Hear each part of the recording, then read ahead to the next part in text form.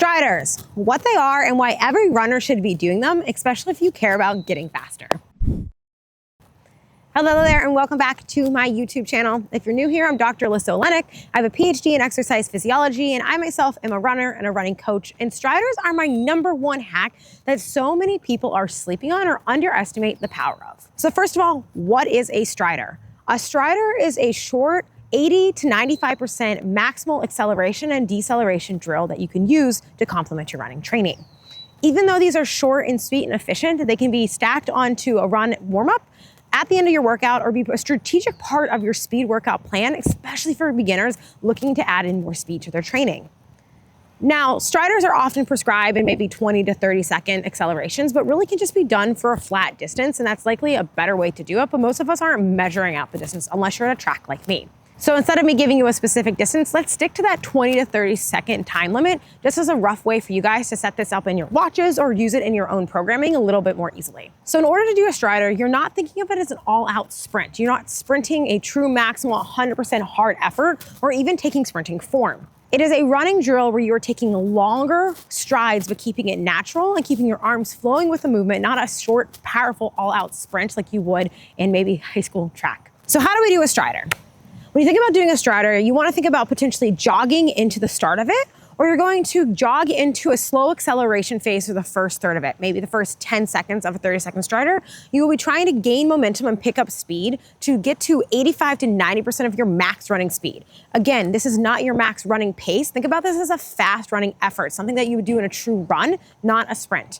And for that middle portion of it, you're going to hold the acceleration there of that 85 to 90% running effort for that third portion. So maybe 10 seconds there in the middle, and then decelerate down into your recovery pace or stopping there or jogging at the end back to baseline. When we're thinking about a strider, the big thing about it is that you are opening up your stride. You're taking a longer natural stride while still maintaining a relaxed and controlled running form.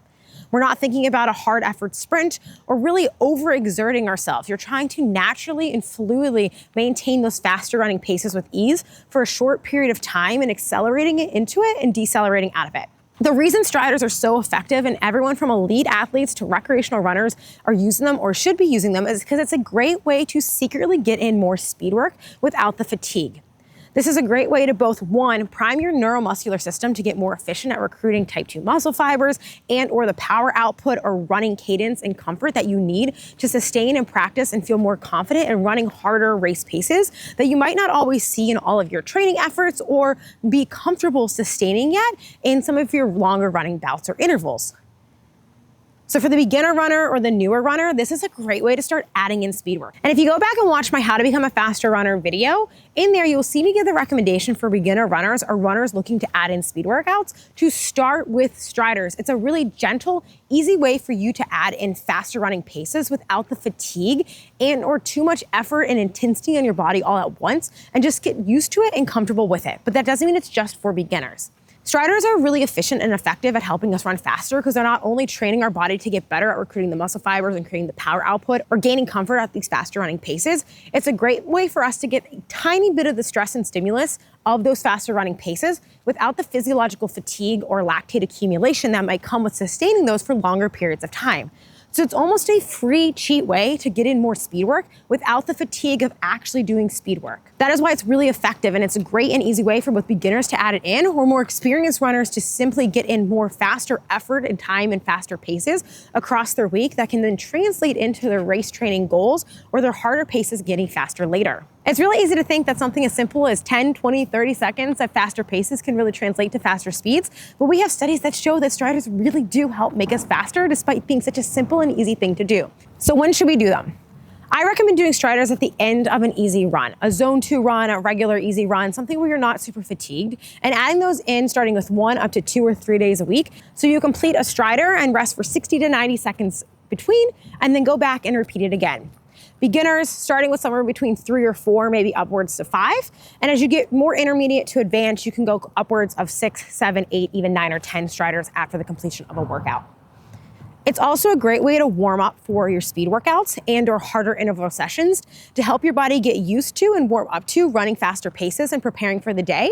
I even like recommending them people to use before warming up for a race, just to start practicing a little bit of that pace that you're trying to achieve during the day of the race with, again, not a lot of fatigue accumulating or fatiguing you for the race that you're trying to do. You can also use striders or the approach of striders to translate in something I like to call pickups and or small 20 to 30 second efforts of hard running mixed into the end of a run, or can be even done on hills. Now these are slightly different where you're going hard accelerations for those 20 to 30 seconds, but you can also take that striders approach and building that into your end of your run just to practice some harder effort running.